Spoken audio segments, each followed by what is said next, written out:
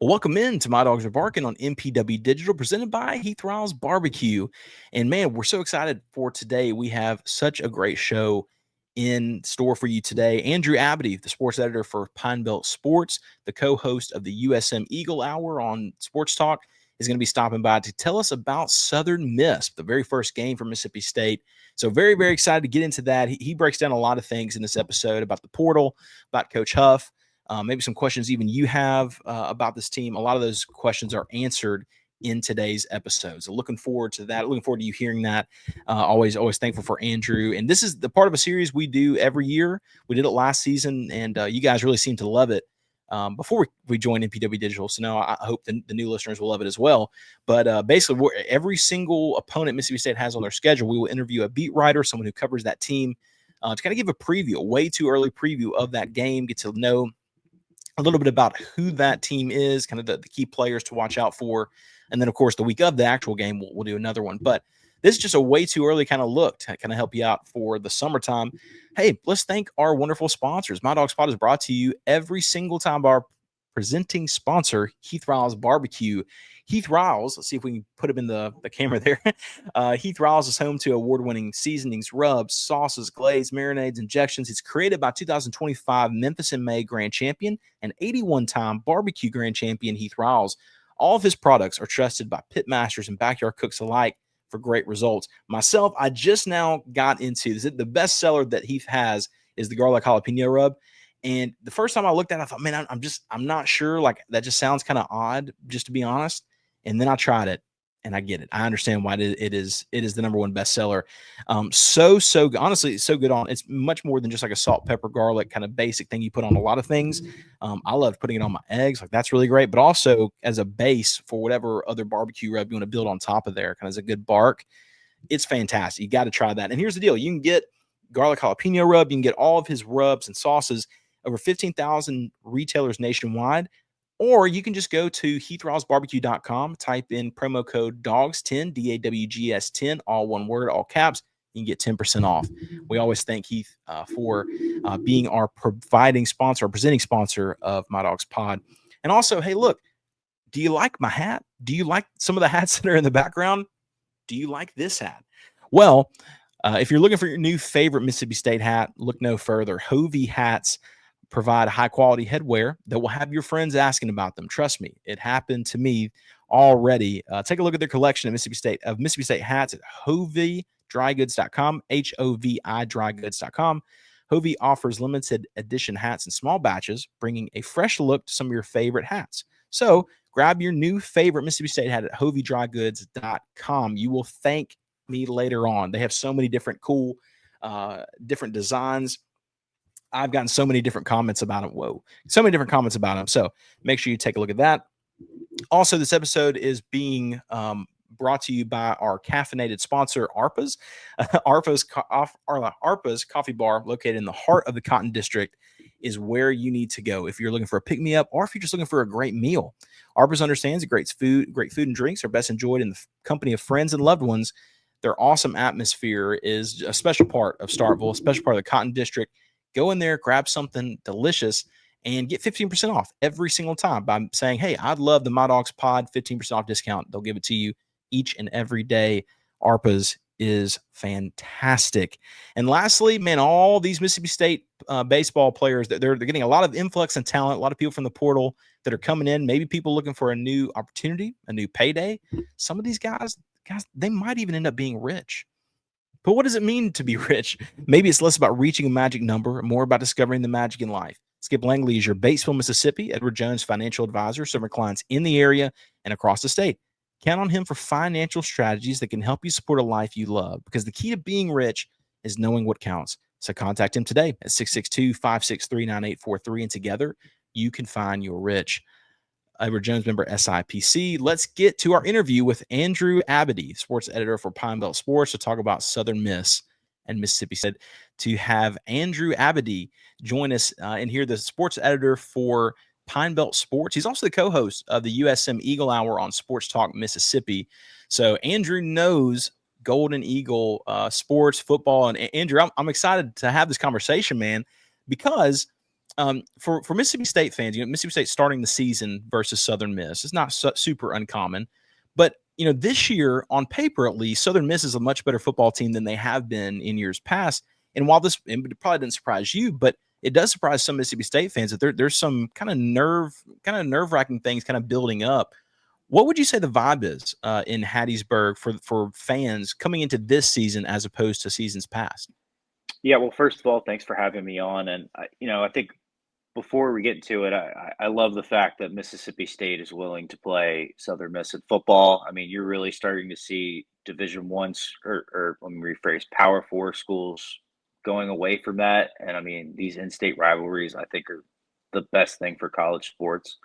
But anyway, yeah, I mean, it is a renewed hope for Southern Miss football. I mean, they go 1-11, and what is arguably one of the worst seasons in school history, if not the worst. And I know there's an 0-12 year, but the 0-12 team didn't play FCS teams that season, so there's a case for it. But yeah, Charles Huff has come in. I mean, it was one of the it was probably the biggest storyline in the coaching carousel with going from the Sun Belt champion to the last place team.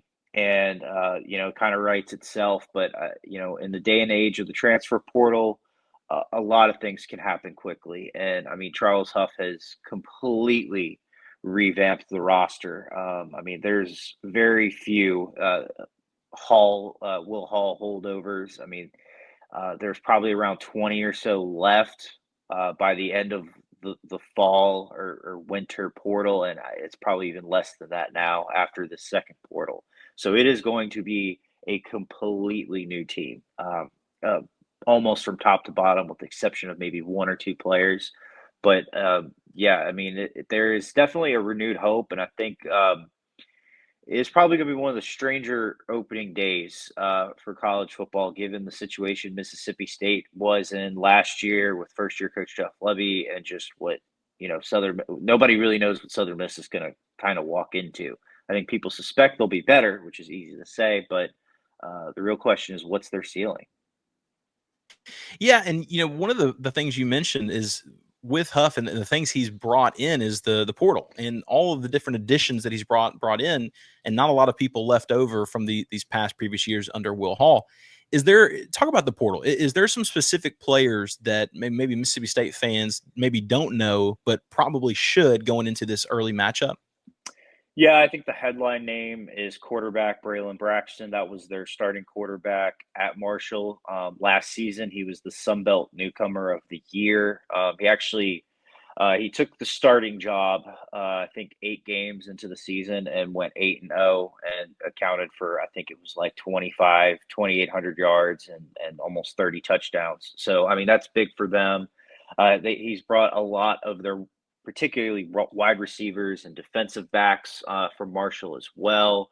Probably a big name that I suspect is going to have a big season is Chuck Montgomery. He had over 1,000 career receiving yards.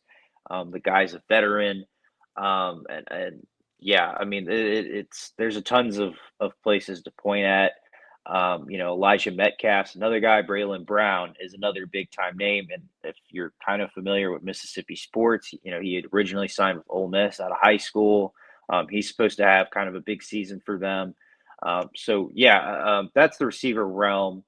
I mean, you can point to every area on the team with new faces. I mean, the offensive line is completely redone. There's not one running back from last year. They've hired Blake Anderson as their OC, who was the OC back in 2012. Went on to become a very successful head coach at Arkansas State and Utah State. He has this ugly breakup with Utah State, which is in court. That's a whole other story. But he's brought several Utah State players with him that I think are proven. And so you look at the defensive side of the ball, it's kind of the same thing. Although I think one piece that people will kind of remember is Chris Jones, who is a Hartfield Academy guy. I think he's going to be a huge part of their defense. I think the secondary is going to be pretty deep for them. Will James, or I'm sorry, not Will James. I'm looking at the wrong names, but they brought in a few of their key Marshall DBs that are that were key starting players for them. The real big question I have for Southern Miss is their defensive line. It's it wasn't deep in spring ball. They had to hit that really hard in the second spring portal. So that's kind of probably I mean, this whole team's a question mark, but that's the one I really couldn't tell you or have any idea of what that might look like. Well, when you think about the differences between Charles Huff and Mississippi State fans are aware, I mean, he came with Joe Moorhead from Penn State, so he coached Saquon Barkley. Obviously, he was very talented and good at developing talent. He goes to Mississippi State. He's there for a year. Did a really good job with those running backs there in 2018, and then goes to Alabama and has a successful run under Nick Saban before taking over at Marshall. And it just seems like there's kind of a natural progression with him that every step he's not really missed a beat. He succeeded all the way through. But now he comes into Southern Miss, and there seems to be a lot more excitement generated with this hire than I mean I can't remember a Southern Miss hire just in the recent past that's generated that kind of excitement. What do you think in particular makes things more exciting with him taking over, maybe as opposed to Will Hall? Like what is it that's so different about him? Is the way he carries himself, or is it just kind of the success on the field? Well, interestingly enough, he was Coach Huff was actually a finalist, or at least was contacted when they were hiring Coach Hall.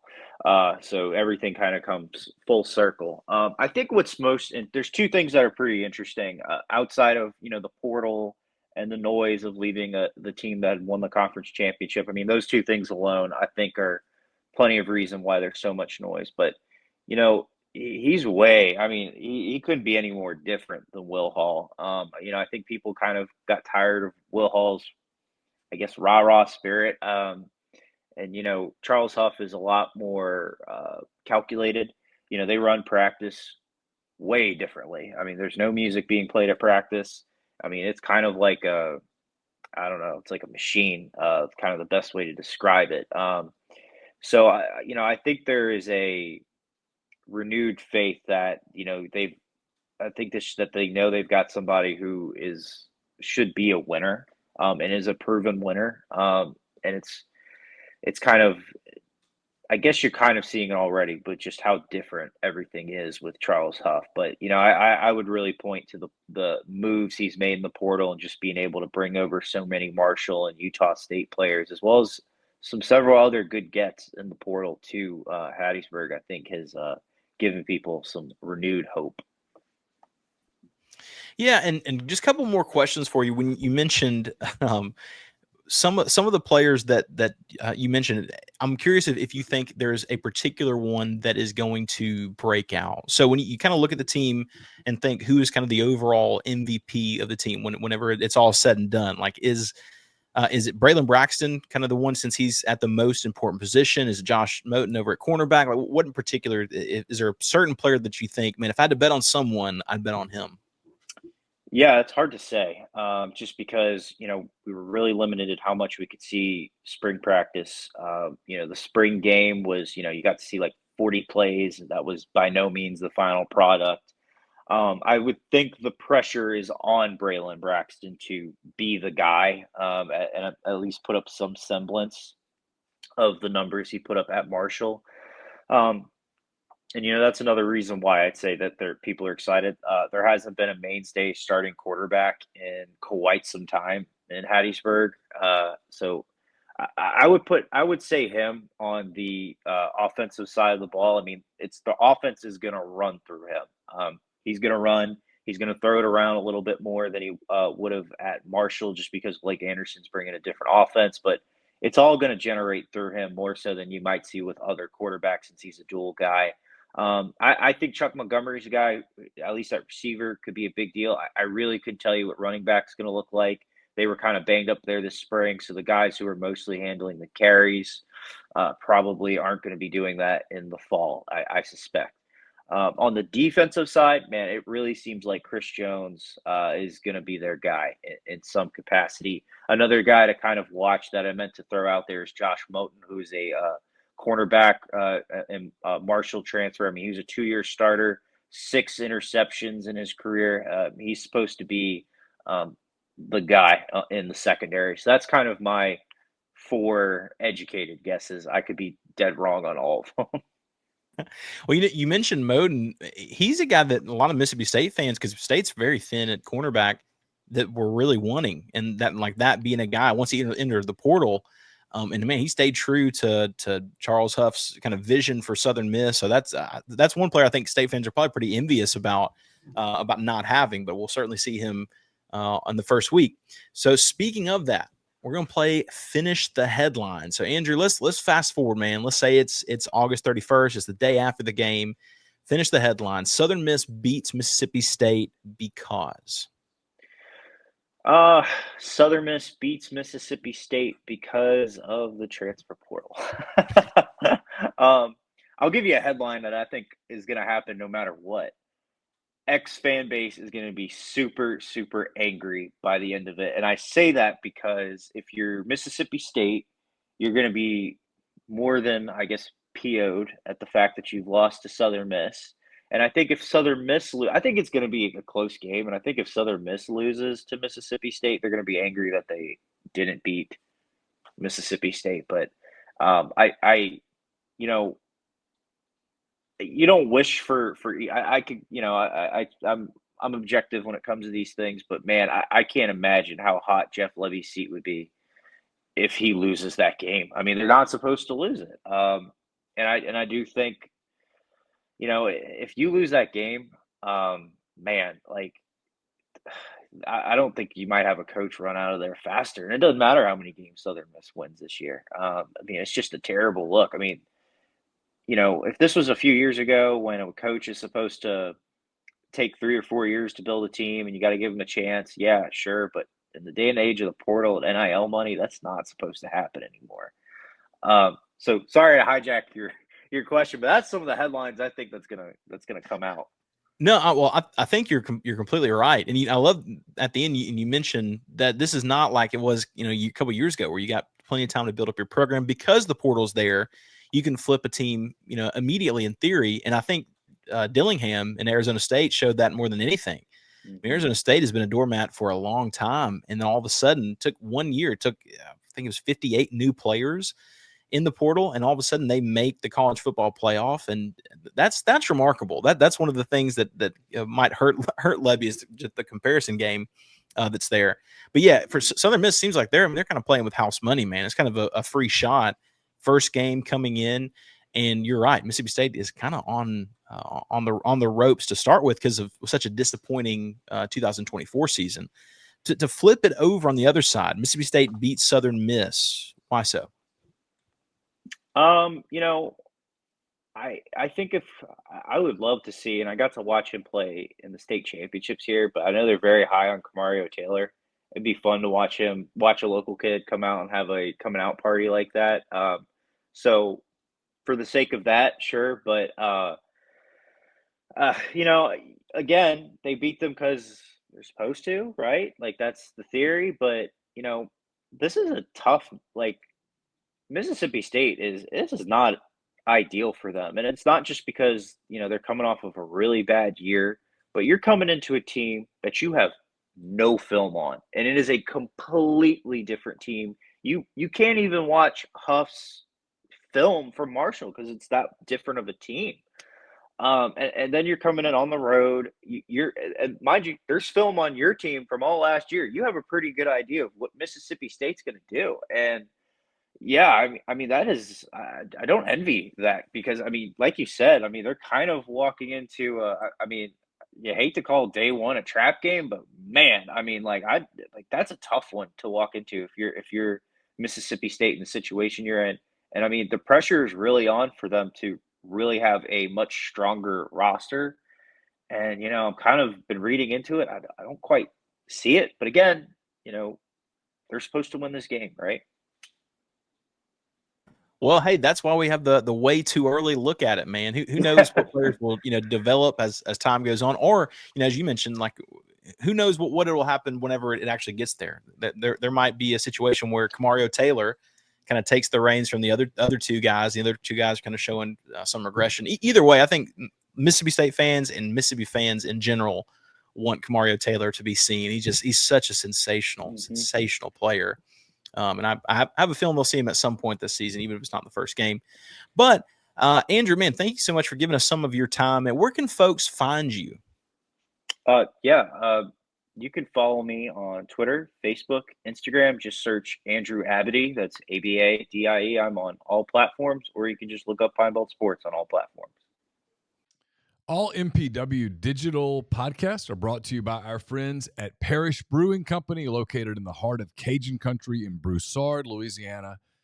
Parish Brewing Company's simple goal is to make awesome craft brewed beer, and they do it remarkably well. The doctor is introducing their new go-to IPA, Dr. Juice. It's a highly crushable juice bomb, dry hopped with a blend of their favorite hand-selected hops from the Yakima Valley in Washington.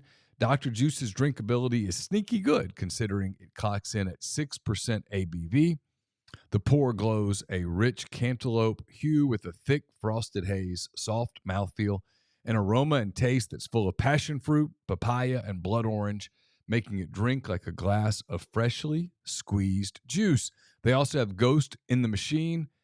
It's a double IPA brewed with obscene quantities of hand-selected Citra hops from Yakima Valley.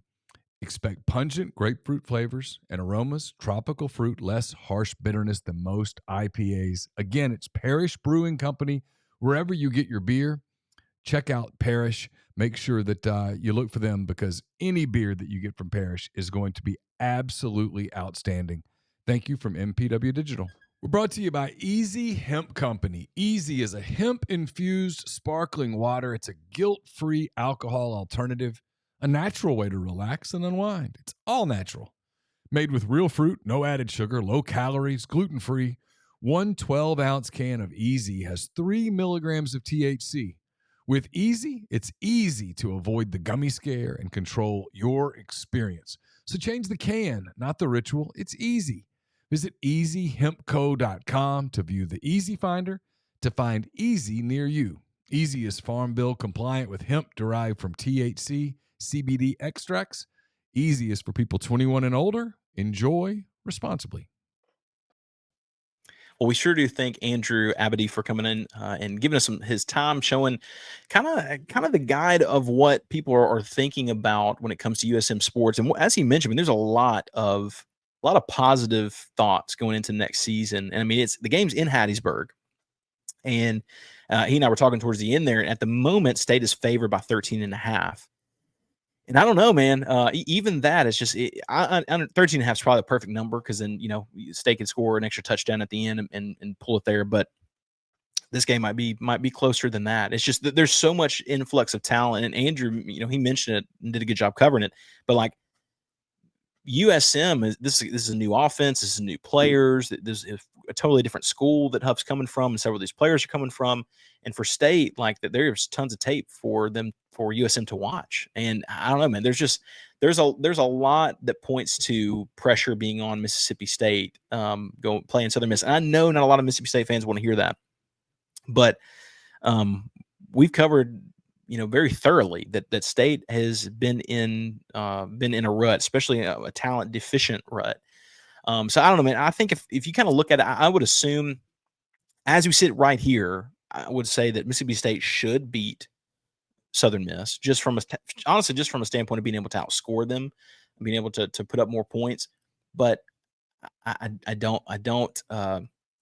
It's just not one of those things that you say it with your chest poked out, maybe as opposed to the past couple of years. But overall, man, it's going to be a very interesting watch for the very first game. Let us know, and I would love to know in the comments below, what are your thoughts about this game? You're way too far out headline. Southern Miss beats Mississippi State. Tell us why. Mississippi State beats Southern Miss. Tell us why. What is it at this moment in time here in the middle part of June, a couple months away? Why would you say either team ends up winning? To me, State has more talent, but State looked really bad last season, and the players that State was looking good with towards the end of the season, they're all gone. So I don't know. It's an interesting look compared to the past couple years. But I'm glad that this game is being played. I love that this is a rivalry. I remember growing up in the state of Mississippi, And a couple of my uncles went to USM, and obviously the rest of my family went to Mississippi State. As you can see, this giant bulldog here, you can't really get rid of it. And there's just always this kind of friendly, friendly debate. It's different than an Ole Miss and Mississippi State, obviously, but I'm always glad to see this game continue to be played. So again, let us know here. Let us know on Twitter. Just follow us at MyDawgsPod. We've had that the Twitter account has been growing over the last week and a half, and we really do appreciate that. So make sure you give us a follow. Make sure you like here, subscribe to MPW Digital on all platforms. And again, thank you so much to Andrew Abadie for joining us from the sports editor for Pine Belt Sports, co-host of USM Eagle Hour on Sports Talk. So you can listen to him and kind of keep up with what Southern Miss is doing and how they are growing. We're aiming and we're trying to get Coach Huff on the show. Coach Huff and I have we're trying to get him on the show. So once we do that, I would love to get kind of a vision into how the team is kind of developing, what he's looking forward to. Just there's a lot of different questions I'd love to ask him. But as always, thank you guys so much for listening to My Dogs Pod on MPW Digital, presented by Heath Riles Barbecue. We'll holler at you next time.